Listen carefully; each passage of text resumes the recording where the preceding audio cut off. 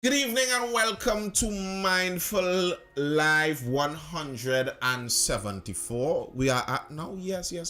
Thank you for being here.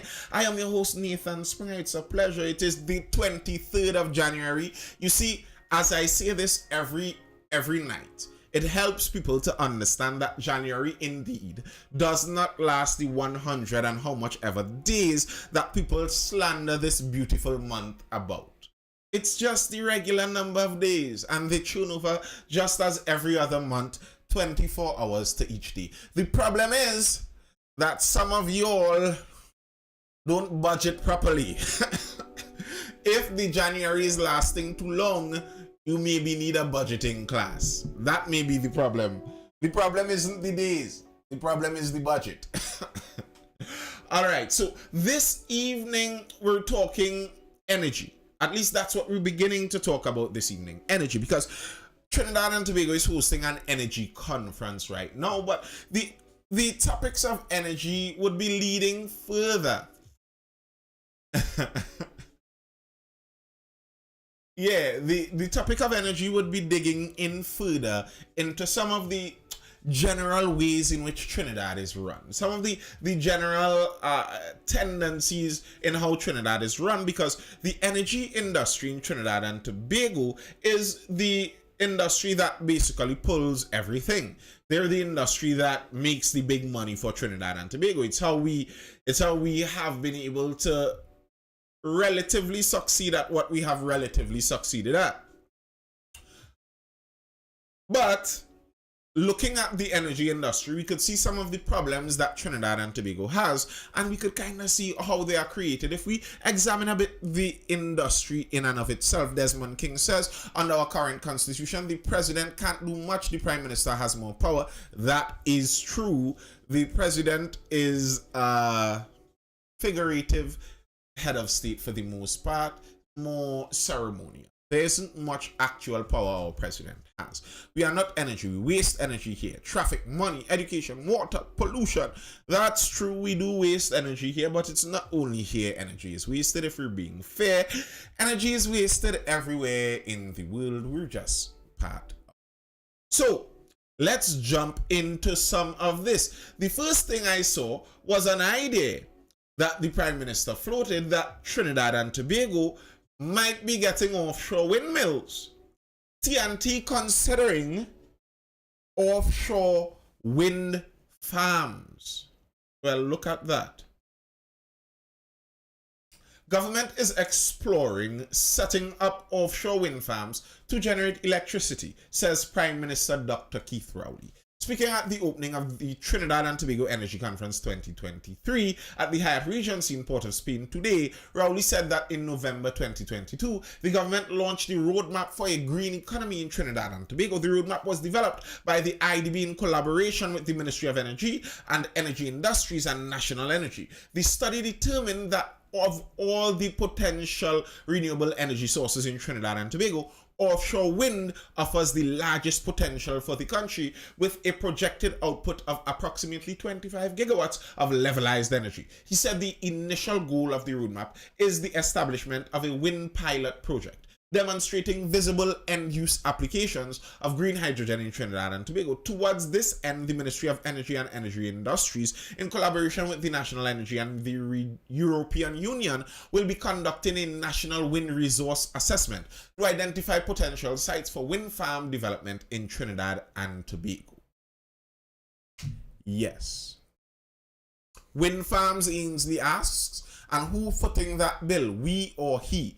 Well, I suppose we, but I saw in this, they spoke much about the IDB, which would be the International Development Bank, and there's some talk there about the European Union, and we also know that the green energy and the move towards sustainable energy is something being pushed by many multinational organizations. So there may be a high likelihood that if there is something like this, there may be some sponsorship from something like the Bill and Melinda Gates Foundation, something like that. There may be sponsorship for things along this line. However, the only problem in this isn't just the initial investment on who is going to pay. That's not the only problem the way I see it. You see, for several weeks now, we've been focusing on several issues when we're talking about infrastructure in Trinidad and Tobago. And even in an interview, one of our previous ministers of works, the Honorable, according to how you see it, Austin Jack Warner, was saying that Trinidad and Tobago has a real problem with maintenance. And that's not something strange. I don't think that's something strange for us. I think anybody being honest about looking at Trinidad and Tobago would agree. We have serious problems with maintenance. And one of the biggest issues with things like offshore wind farms are things like maintenance. You see, even if you get the initial investment going, even if you get the initial investment, you get those billions of dollars, because that's going to be a lot of money initially. You get those billions of dollars going. Think about what this is. This is moving parts out in the saltwater ocean. That's going to require a lot of maintenance. Now, usually things offshore like that are run by companies that are very serious about how they run these things, like those private oil companies. They don't mix matters generally on how they run their maintenance schedules. If you are employed in or around the oil and gas industry, you know that maintenance is a very serious part of what they do. Do you think that if our government, wait, Tony the ambassador, good night, sir. Do you think that if our government were to get into the offshore wind farm business, that we would maintain those wind turbines offshore? I somehow don't see that as being feasible. For me, I feel like if I look into the future at something like that, I see a lot of dilapidated wind turbines falling apart. That's what I see. If I'm being plainly honest with this, that's what I see. General B says these days there are so much chemicals to protect these things and cost a low maintenance. That's not true, John Rabi. Go take an initial Google search at offshore wind farms and see what the main drawback of offshore wind farms are. The high level of maintenance. I mean, the idea that there's some magic chemical that is going to cost a little bit of money and you spray it on the wind turbines and it's just going to preserve them forever and ever, amen, is magic. That's not real. That's not reality. It's not how those things run. There is a lot of lubrication. There's a lot of maintenance and monitoring going into that. And if you make shortcuts in the building of those things, you would be in for a lot of trouble. It's offshore. Ainsley says at all, we can't even maintain a pothole on the avenue, far less wind turbines. Jaloni, good night, sir. What's the good? So yeah, that's an interesting question.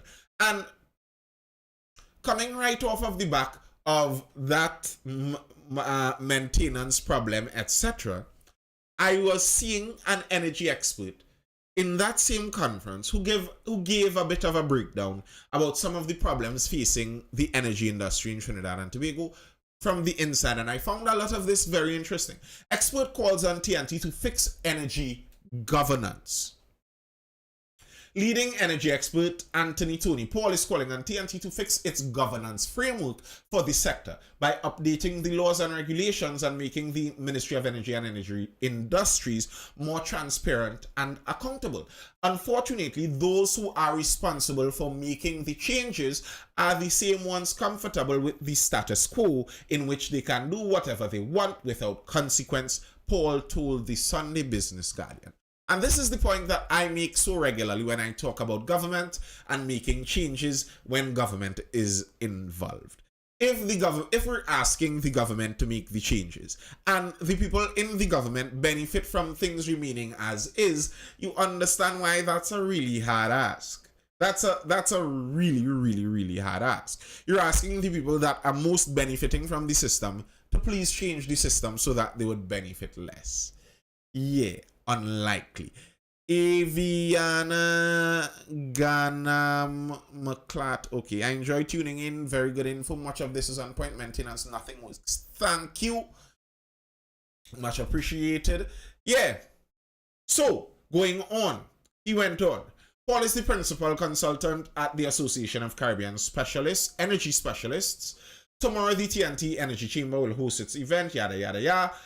According to Paul, who has worked in many different areas, the mechanisms used for decision making and acting are fundamentally flawed in many ways. And it has been so for more than a decade now, saying there seems to be no desire for far less intention to fix them. Paul identified the root cause of the industry's decline in that period as the collapse of its governance system. Both elements of the system, legislative and administrative, are outdated and are lacking in basic requirements, he said. For instance, Paul said the Petroleum Act of 1969 and the regulations of 1971 have never been updated, only having minimal amendments and failing to close gaps, such as the glaring absence of regulations for the natural gas segment. So, what this man is saying here, expert in the field of oil and gas, he is saying that it's not really in the technical side of the oil and gas industry where we are having problems. It's not really what is under the ground. And he went on to say that even in direct words, it's the governance structure, the political structure that sits above the entirety of the oil and gas sector. It's that structure that is bringing us down.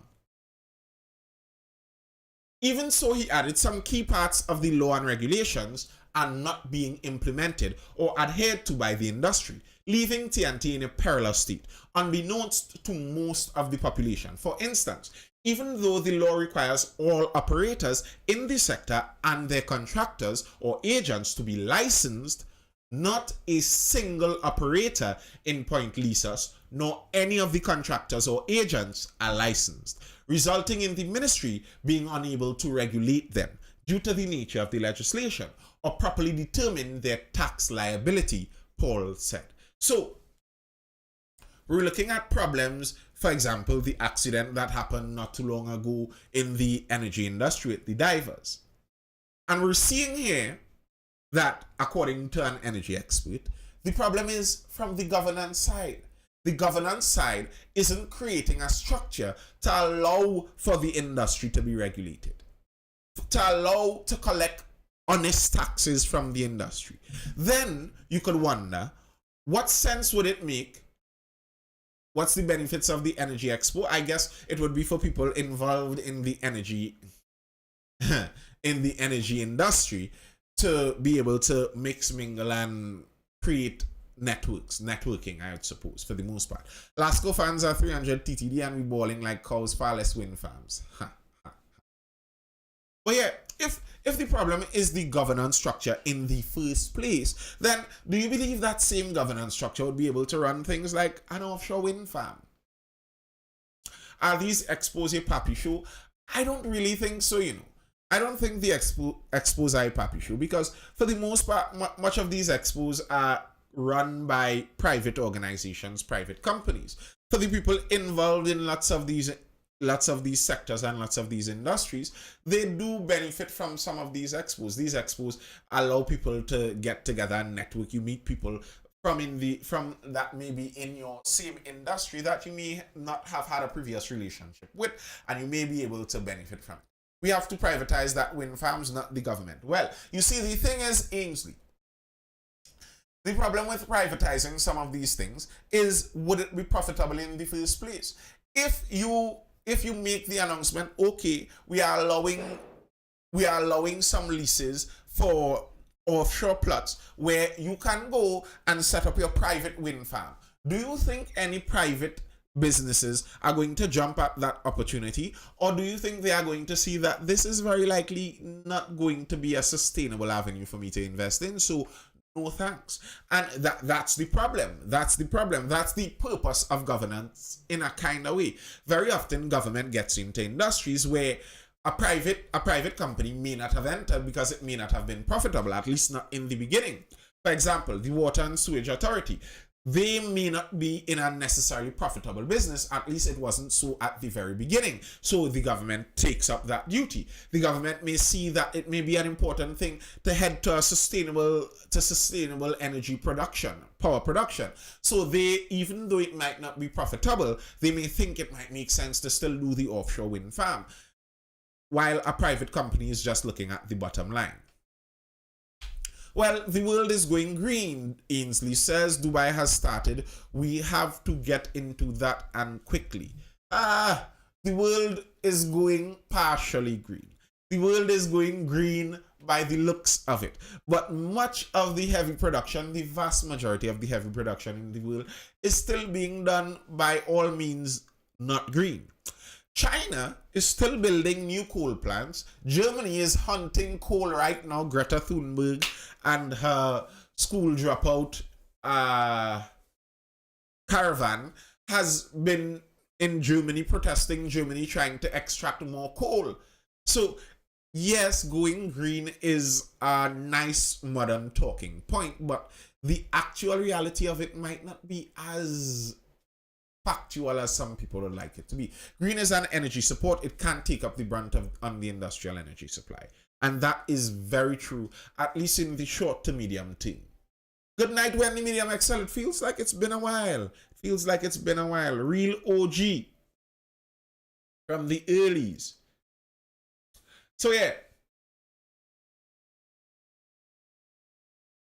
the energy expert was saying the problems we are facing, even in the decline in people in companies interested in drilling and looking for oil and gas in Trinidad and Tobago, those declines are the fault of governance. They are not the fault of what's under the ground, etc., etc. They are the fault of governance. An example he was making was the way the government allows for beneficial laws for older contractors. There are some, where was it inside here? For the last 50 years, according to Paul, success in exploration has always been driven by collecting, processing, analyzing, and interpreting as much data as possible, using the best technology and process and people available. He said most of the data is currently in the hands of 3 companies who have held on to it for over 50 years in some cases. This, Paul explained, means that the new investors and the country are going about their business with one hand tied behind their back. So it's no problem when the Medium XL. It's good that you are here tonight. And this is an example that he's pointing at, where we may be looking at this from the outside, and this might be things where the average population would not be knowledgeable of. You wouldn't know that most of the data on our oil and gas industry is being controlled by 3 companies.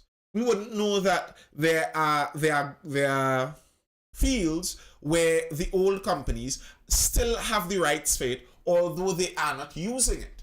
And they are arguing, this expert is arguing, that if you were able to free up those rights for smaller companies would go into some of those fields that the larger companies have already abandoned, and they would get some resources out of that. That's what he's arguing. But the old structure of governance that we have is not interested in that changing.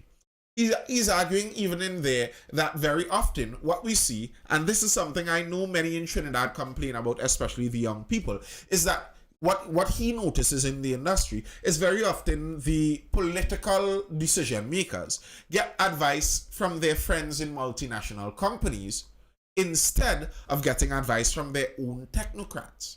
So there are people who are trained in these industries, come up through our education system, are employed in these ministries, are employed in these sectors, but their words mean nothing because it's just the status quo that is maintained.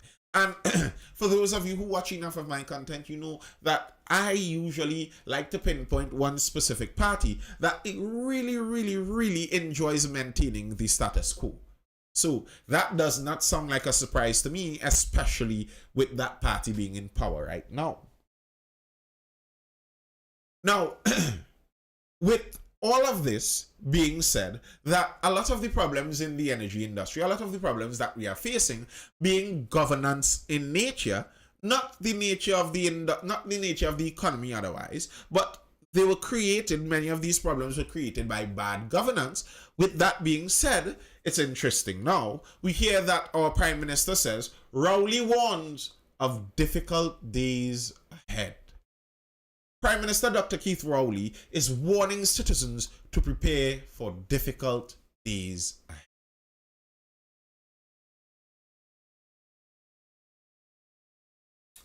You know, I think coming out of over 2 years of a pandemic, with food prices being 50% higher than it was 7 years ago, with fuel prices being 100+% higher than it was 8 years ago, I think telling people, warning people of difficult days ahead feels a bit late. It's kind of like you have to warn them that the difficulties are going to continue, because it feels like difficult days are already here. It's not like they are ahead, they are already here, and it's just a continuance of the difficult days.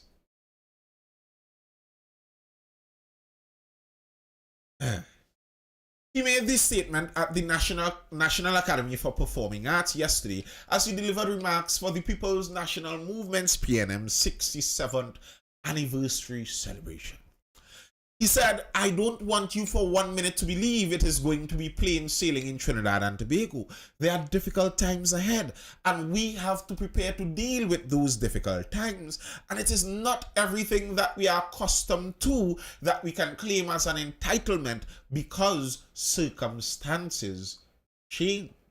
The Prime Minister said citizens have to be able to manage the change and survive within the changing environment. He asked the audience what their reaction would be to learning that the country may only have enough gas to last for the next 10 to 12 years. Rowley said at the time things could change so significantly that the state would not be able to afford to give the population certain things. There's a common saying in this country, it have more mad people outside than inside the madhouse. And that might be true, because how do you explain to an educated population that we are in fact benefiting largely from state support, where our bills are being paid in many areas by the state through public policy, he said. Kevon said he inspires no confidence. It was very pessimistic. Yeah, it was. And I think I understand the point he's trying to make. He is saying that we need to understand that Trinidad and Tobago has a lot of gravy. We get a lot of extra benefit because we are an oil and gas nation. And because we are an oil and gas nation, we have, as a state, the state has been able to produce a lot of resources, and then the state has been able to distribute and spread out those resources among the population. That's true. And he is pointing out that if the state decreases the amount of money it is making, meaning that the oil and gas sector starts to shrink, then the state would not be able to disperse the good treats as they usually do. And I don't disagree. That might be true. But I think that shows the incorrect place and position many people within the PNM style of leadership have for the state. I don't think the state's job is taking care of people. So I don't think this speech needed to be said in that way. It's not difficult days ahead where the state is going to not be able to supply needs that you wouldn't be able to supply yourself. No, it may be the maturation of our state may be ahead, where fiscal responsibility may now fall more and more on each individual. And as a government, our hope is to provide the infrastructure and the framework to allow for a more independent and fiscally responsible populace. Now, here, look at something to say there. I'm not even a politician, and that's something that sounds a lot more sensible. Because if Trinidad and Tobago runs out of oil and gas, what's going to happen is not that the state, oh no, we can't provide health care and public education and free goods anymore. So, oh no, the state just crumbles and Trinidad ceases to exist. No, Trinidad would have to continue and go on functioning however we are meant to function without those resources, meaning that the individuals would have to prop up their own weight some more. And I don't think that is unknown to many people in Trinidad and Tobago. I was reading something out from Matlet. Matlet residents fixing bad roads themselves. This is what happens if the state were to run out of oil and gas. This is what happens. People just do it themselves. And the attitude that some people have, and many politicians push this attitude, that some things can only be done by the state. That's where this pessimistic kind of thing, well, if the state runs out of money, oh no, the country is going to crash. No. And I think in the first place, creating that attitude creates the reality where the state is super needed. The state is always super necessary. You see, the politicians and the government are super necessary because who is going to pay our food cards? Who is going to give us the little pittance? Who is going to give us a little small money? The Matlet residents recognize that, listen, according to them, Matlet residents say they have now resorted to fixing their own roads. According to them, they're saying that their community is abandoned, so they have to do it themselves. And that's the reality. People would have to do it themselves. And people have the ability to do many things themselves. Here's how a lot of what the government does. Here's how the government does a lot of what it does. Road repairs funded by removal of gas subsidy. Local government minister Faris Al-Rawi said that the pain felt at the gas pumps due to subsidy cuts will lead to the pleasure of smooth roads. He spoke to the Express on Tuesday night near Victoria Square, Port of Spain, as he inspected ongoing road rehabilitation works in the city. He let it be known that about 70% of the money that they took back from the fuel subsidy went to local government. This was the same question I was asking when they announced that they were doing this. Do we think that the government would spend the money better than the citizens? And this is the reality that they're talking about with hard times and etc. etc. Many of the hard times are created because the government decides where the money ought to be spent. And I think many of these hard times may be avoided by allowing people to decide some of this themselves, instead of the government taking from here to redistribute here and do there and do there. The fuel subsidy removed, and it's going towards paving roads. How smooth are the roads? How smooth are the roads? How much of that fuel subsidy? Because I could tell you, as someone who drives pretty regular, the difference at the pump is extremely noticeable. So to me, for that to be a counterbalance, the difference in local government function was the CNRL. The difference in local governance function should also be extremely noticeable. How is it that I am getting just about the same service at the local government level, but now paying more at the pump? What was the sacrifice for? What was the point of the sacrifice?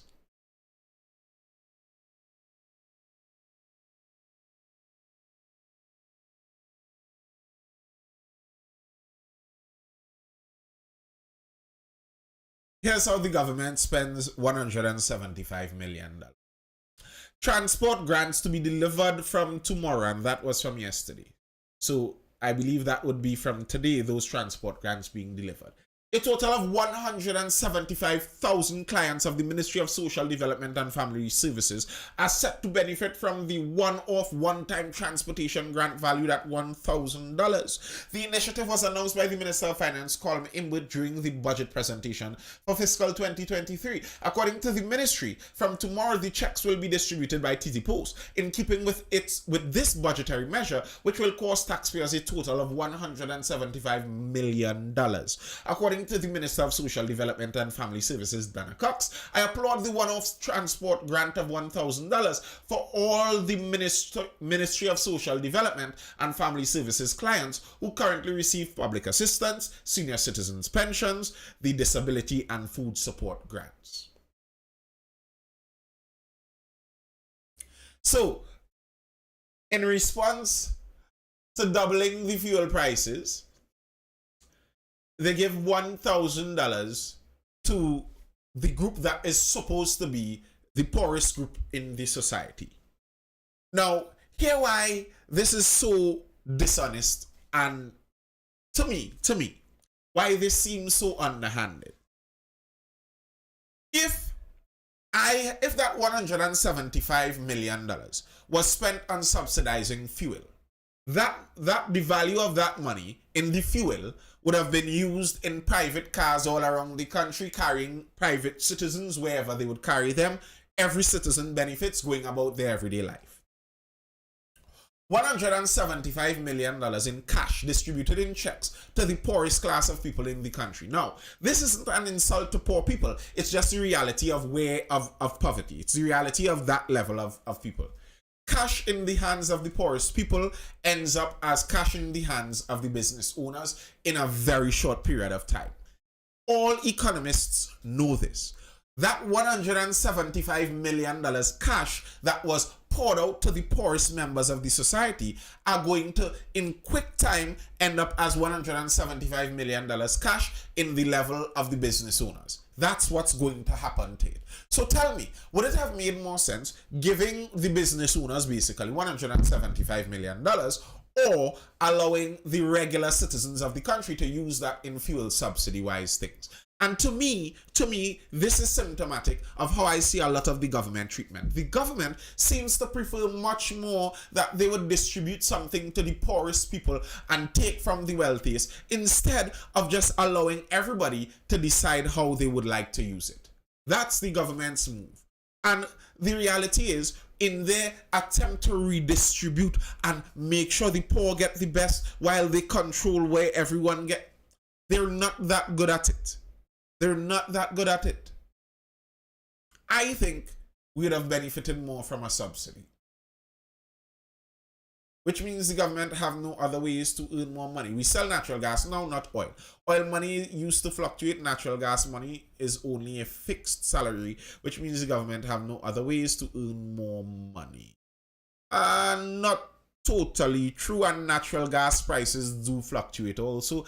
Natural gas prices actually fluctuated quite a bit recently because Russia is a pretty significant supplier of natural gas, and we know Russia has been in some perilous times of late. So Trinidad and Tobago made a bumper profit actually in the last year selling natural gas. Our Minister of Finance recently boasted about that. We made some extras in the kitty. We have something extra to put in the Heritage and Stabilization Fund, and he's saying some of that extra money is also going to be used to pave roads too. So yeah,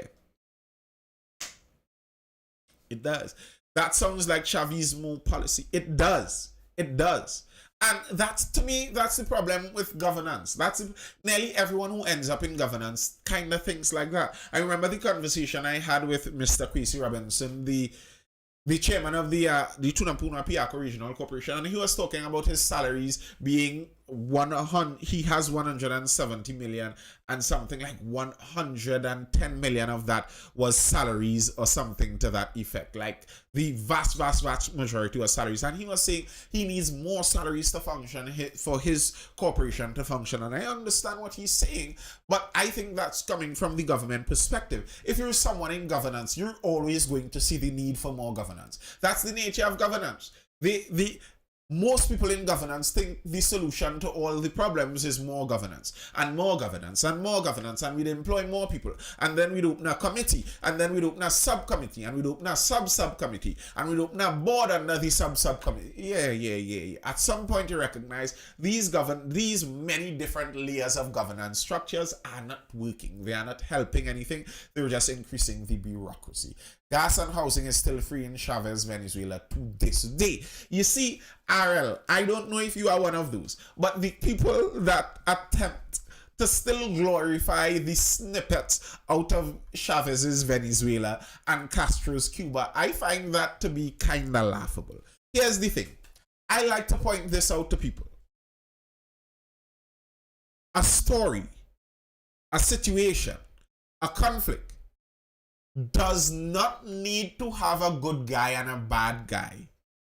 Many conflicts have two bad guys.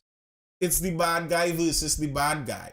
And oftentimes we get tricked or fooled by the media oftentimes into looking at situations as the good guys versus the bad guys. So the media points out this one being the bad guy, so you automatically come into the camp of this one and think, well, he's the good. No, they may very well be two bad guys. So just because there may have been some not too friendly US policy and some real interference from the US inside of foreign politics, granted, yes, I don't deny that. That does not mean that Mr. Chavez had some was a wise leader out there. It's like some people speak about the guy with the funny mustache from World War II and said that he made the trains run on time in Germany. Well, not only him, the one from Italy, Mussolini, he made the trains run on time. Yes, he may have done that while he was murdering millions of people. So, yeah, there are some good things that may have happened out of the entirety of it. But by and large, these men were not good men. History is pretty plain on that. It's not like debatable in that sense. But what we have to understand is there are political arguments going on a grand scale around the world. By and large, much of the Western world is divided into the right and left wing camp in terms of politics, and we need to understand that a lot of the academia and the media has been overtaken by left-wing ideologies. More so, they lean towards reporting some more favorable thing on left-wing views of economies. But it doesn't work like that. By and large, there has never been a left-wing style economy that has ever brought anything beside hunger. That's what they bring, hunger. You run out of other people's money to spend. The idea that any government is able to take the resources of the country and redistribute it to everyone in the country so that everyone in the country lives fairly is a fallacy. That will never happen. And the thing is, many people think like the politicians who would be doing this redistribution. Yeah. I'm just continuing on the rant in that. Many people think that the politicians who would be doing the redistribution are somehow some new magical, holy, unblemished politicians. But no, look at the politicians you have right now, and they would be the ones doing the redistribution. Do you think that our present batch of politicians, do you trust them to give them more money and they would decide who best gets it? I don't think so. Personally, I don't think so. Now, a very interesting story out of Jamaica.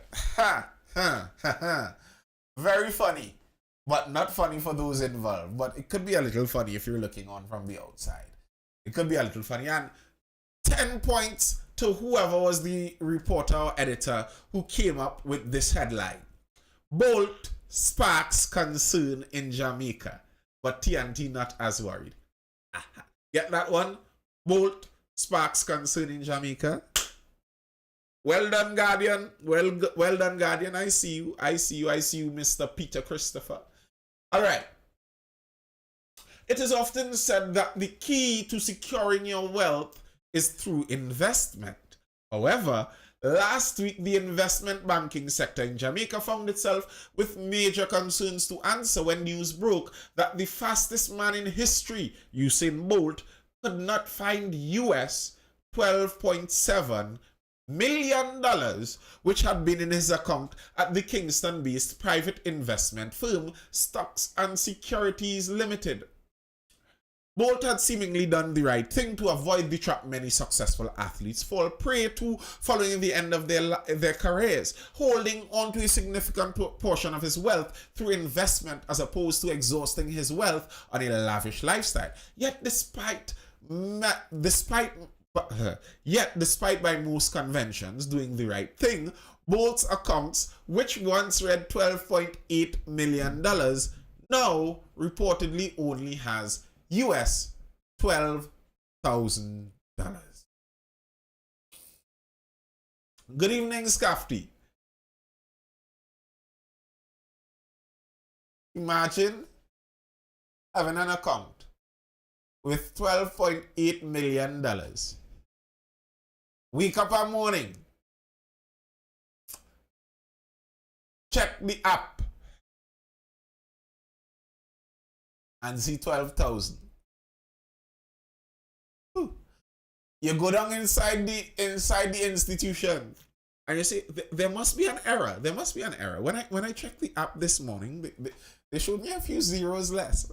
They showed me a few zeros less than, and you know by then your voice struggling to maintain the strong male reverberation. It kind of breaking a little bit because the sick feeling starting to come. I think the app kind of had a bit of a bit of an error here because I'm seeing a few zeros less than I should be seeing, and you see the manager walk behind, then they make a call, then they call a supervisor, then you see the police out front. But that's how the bank do it in Trinidad with all the money they take out every month. June Rabi says, June Rabi, I don't know about you. I don't know the kind of money you playing with. Probably you real balling out there. But even if the bank took every cent from me, they weren't taking 12.8 million US dollars. I could tell you that. They weren't getting that amount. They weren't even getting a fraction of that. Whew. The thing is, it wasn't the bank itself. Yeah, this story, I got this story out on Twitter. For those over on my YouTube channel, just by the way, I'm streaming live, not only on TikTok, not only on Instagram, but also on my YouTube channel, Nathan Springer over on YouTube. You could head over there. Feel free to subscribe. Nathan Springer over on YouTube. But yes, the story from a Twitter user, he probably invested in an insurance, not sure the details. No, it was not an insurance, it was a bank. It was an investment bank. That's what it was, an investment bank. Right now, the entire banking and financial sector in Jamaica is in some trouble. The chairman of one of their chief financial oversight organizations just went on leave. He just left and up and went on leave. They suppose that he's going to resign whenever he comes back from leave, but it was an investment bank, a proper recognized investment bank. But the social commenter over on Twitter says, Jinan, you're too wicked. If you follow the story, they could make a movie about this story. Statement of Jinan Panton. I, Jinan Panton, voluntarily give this statement at 8 Lady Musgrave Road, Kingston 5 in the parish of St. Andrew, in the presence of my attorney at law, Tamika Harris, and will see as follows. 1. I reside, she says her address. I'm not going to read her address. 2. I have been employed to Stocks and Securities Limited for 25 years, starting April 1st, 1997. Listen, she has been at that investment bank for 25 years. It's just kind of funny that she started off her employment on April 1st. That should have been a sign. That should have been a sign. April Fools was the first day she started working. So it was a joke all along. I'm currently, she continues, I'm currently a client relationship manager responsible for dealing with any client issues, and I acted as a wealth advisor. She was a wealth advisor. I work in the brokerage arm of the company. In this capacity, I interact with clients, manage their portfolios, assist them with deposits and withdrawals, and provide statements. In or around 2010, my father was diagnosed with cancer, and I was primarily responsible for my parents' care and finances. He had to go overseas for treatment, and he was not employed at the time. It was at this point I thought of borrowing from client accounts to cover my father's expenses. I had no idea how I would pay it back, but that was my solution at the time. Approximately three years after, he passed away, and I also had to assist with funeral expenses. I also borrowed from the client accounts to cover the funeral expenses. My brother also attempted to kill my mother and was committed to a home, and I covered his expenses. My financial burden increased during the COVID-19 pandemic, and the income from SSL decreased. I was unable to repay the funds and continued to take funds for various purposes. Wendell said, "Nah, this can't be real." It is very, very real. Signed by a lawyer.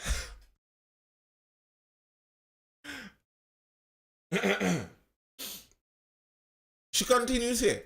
I used various mechanisms to take money from clients. For example, I would edit a customer's email in an email thread, and this email would provide consent to sell their shares and disburse the payments to the respective bearer. I would make a request to the asset management team for approval of the sale. The accounting team would then approve and make the payment. Once the shares were sold, I would request a check for the funds to be paid to one of 4 bearers. The names of the bearers, and she gave those names. These bearers were independent of Stocks and Securities Limited. The bearers would be issued the checks by SSL and would visit the bank to collect the funds. The funds would be delivered to me. So she had some people she would run that through. She had some people she would run it through. So it's not just her. She gets the check signed, she gets it issued to some of her bearers, they go cash the checks, and then they bring the money to her. There were circumstances where clients would legitimately make requests for funds, and I would put through a request to the accounting team for a larger sum than what was requested. When the funds were delivered to me by the bearer, I would keep the difference. What this is displaying, though, on the very face of it, what this is showing is a severe lack of oversight. For someone to just be able to edit accounts carte blanche like this and be taking money and getting this department to okay it and that, there's a serious lack of oversight going on there. In other cases, I would create an email request from the client that was not actually written by the client and keep the entire sum that was requested. Some of the clients I took money from would request their funds or a portion thereof, and I would take money from other clients, accounts in order to repay those clients. So she was running a Ponzi scheme with the client's money also. Big up SGO. I continued the process of taking money from clients' accounts to repay other clients. I am not sure how much I took from the clients in aggregate. She's not sure. Now, I believe this individual said that she isn't aware that she took any of Mr. Bolt's money. I believe that's her statement. She said she didn't take any of Mr. Bolt's money, I think. But if that's the kind of thing that was running in SSL, that investment bank, where asset managers and wealth advisors inside of there could have just on a whim, edit their clients' accounts, take out a little bit here, put in a little bit there, change back a bit here, edit this number. That's insane. Kevin says for one person to be able to run that scheme makes JA Finance look like a parlor. And that is the point that the article was making. The article asked Trisha Kisoon, who is the CEO of JMMB Investments, about this whole thing. And JMMB is the Jamaican Merchant something bank. So It's out of Jamaica. So you'd understand why the question would be potent for that. Good night. How long you live? I've been live now for over an hour or just about an hour. Ha ha ha ha ha. Funny, John Robbie. Funny. Very funny. Now, from Jacob wants back the job of police commissioner. But that's not the piece of police news that I found most interesting today. My piece of police news that I found most interesting today was a bit of bacchanal between the promoters and the police, or some continued bits of bacchanal between promoters and the police. Promoters want change to Theatres and Dance Halls Act.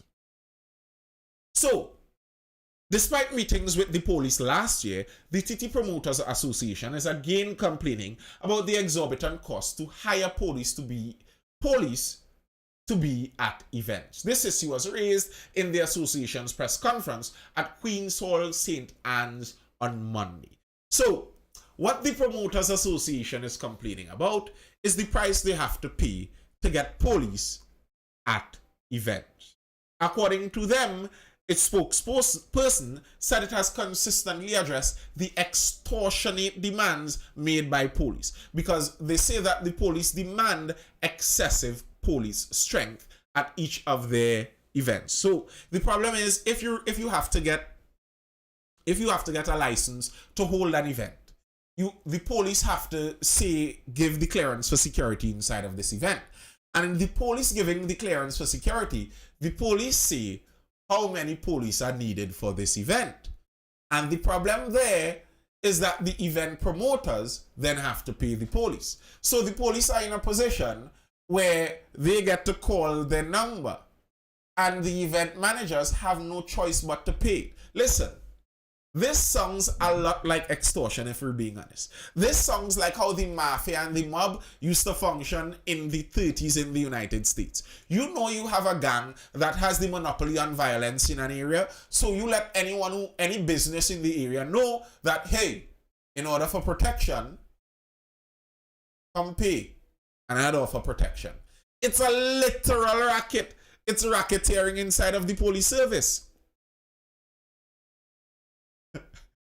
At a recent school bazaar, there were more police attending than teachers, she claimed. While agreeing that police need to be at such public events, the association is questioning the number of officers being sent. And they keep asking the police to, give them some kind of clarity as to what they use to determine this number. And obviously, the police are not giving them that answer. Our number is just our number.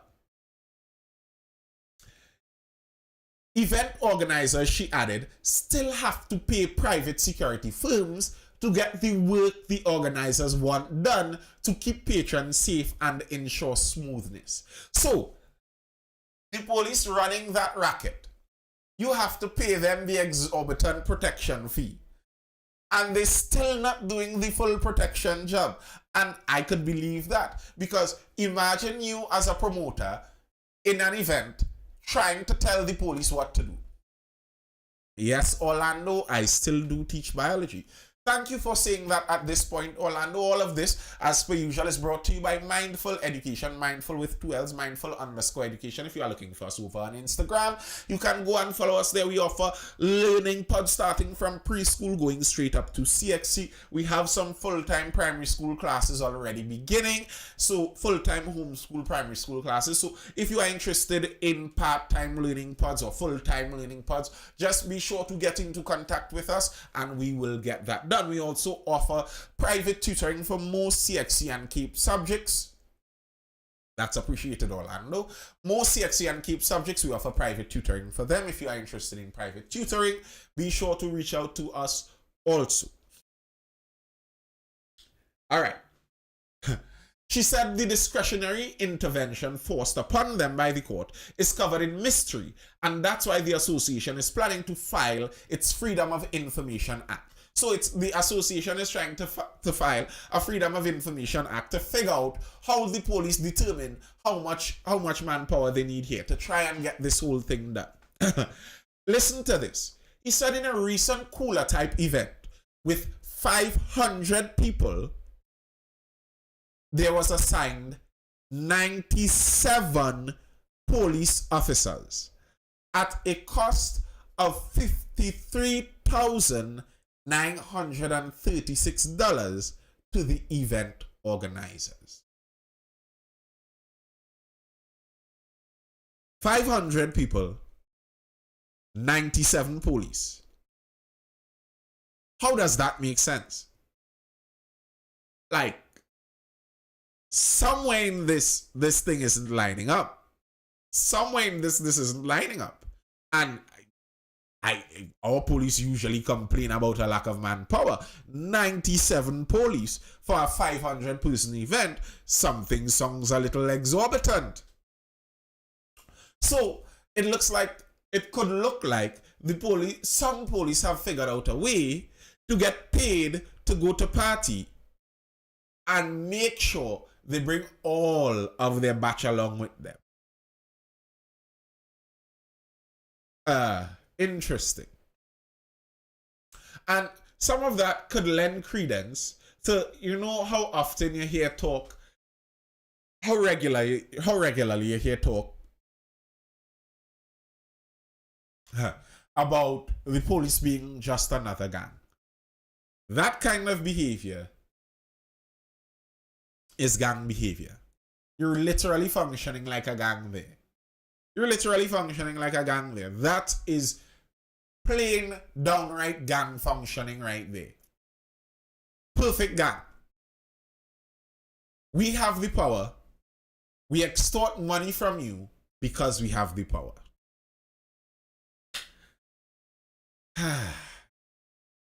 Trinidad and Tobago Police Service. Protect and serve. All right, folks, that's all I have for now. Are there any further questions or comments before I dive out?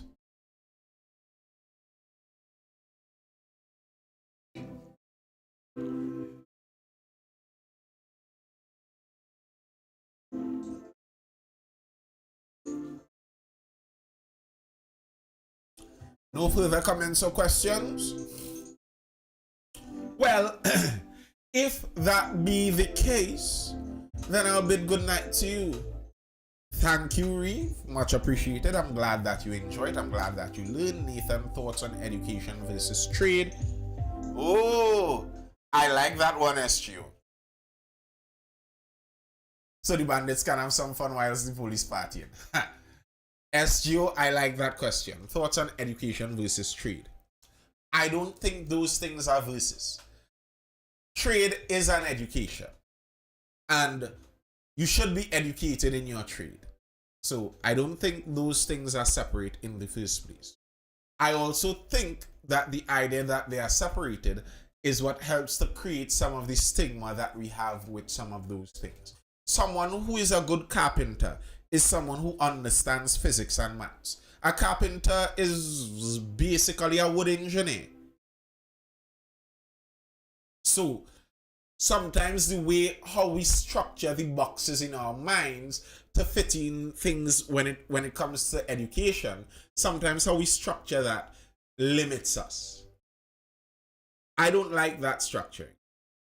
And I think when we see very often that some of the people who can't go well in the book education learn trades really well, what that means is that who was trying to teach them in the book education was not teaching them well. Taylor is a mathematician, for sure, because you need to understand ratios, angles, curves, for sure.